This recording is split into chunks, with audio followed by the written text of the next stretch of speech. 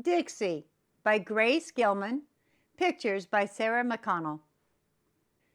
Dixie is Emma's puppy. Every day, Dixie waits for Emma to come home from school. Dixie and Emma eat snacks. They play games. Everywhere Emma goes, Dixie goes too.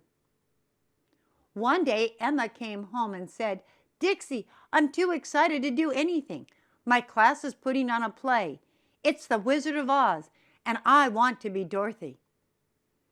Dixie did not understand, but if Emma was excited, so was Dixie. Dixie yipped. She yapped. She grabbed the papers from Emma's hands. "I need those papers," said Emma. "They have the lines for my part. Now be quiet, Dixie." All day long, Emma read her lines. Dixie tried to be good. She sat by Emma, quiet as can be. She did not yip or yap or grab. It was hard. "There's no place like home," Emma read out loud. Then she put down the papers. "Woof!" Dixie barked. Maybe it was time to play. But Emma frowned at Dixie. "I want to be Dorothy so badly," she said. "What if I don't get the part?" The next day, Dixie waited for Emma. "Look," Emma ran to Dixie. She held up ruby slippers. "I got the part. I'm Dorothy," said Emma. "And you get to be my dog Toto." Dixie wagged her tail. "All you have to do is follow me everywhere," Emma told her. Emma was happy. Dixie ran, she jumped. Dixie could not sit still for one more minute.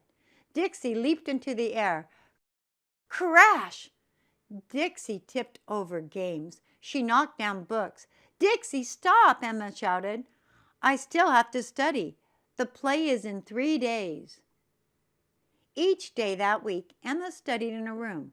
Each day, Dixie tried to play, but Emma always said, "No, Dixie." What could Dixie do? She pulled out clothes. She chewed and chomped. "Dixie," Emma shouted, "this is a mess and I need quiet. The play is tomorrow." "What if I forget my lines?" Emma whispered. "What if I mess up?" She turned her back to Dixie and picked up the papers to study. Not again. It was too much. Dixie had to do something. She grabbed the ruby slippers and ran out of the room. "Dixie," Emma shouted, "bring that back." But Dixie didn't.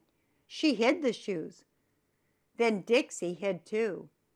Emma looked and looked. She couldn't find the slippers anywhere. At last, she got ready for bed. Emma was too upset to go to sleep.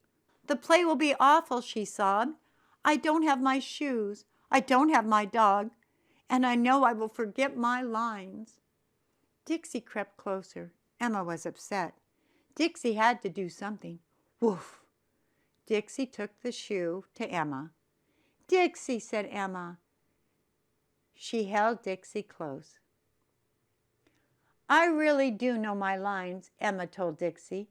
"Everything will be perfect." Together, they fell asleep. The next night was the play. Emma was Dorothy and Dixie was Toto. Everywhere Emma went, Dixie went too. When it was over, everyone clapped for a long time. Dixie barked and barked, but Emma didn't tell her to stop. Everything was perfect. Back at home, Emma and Dixie had a snack, and they played and they played. The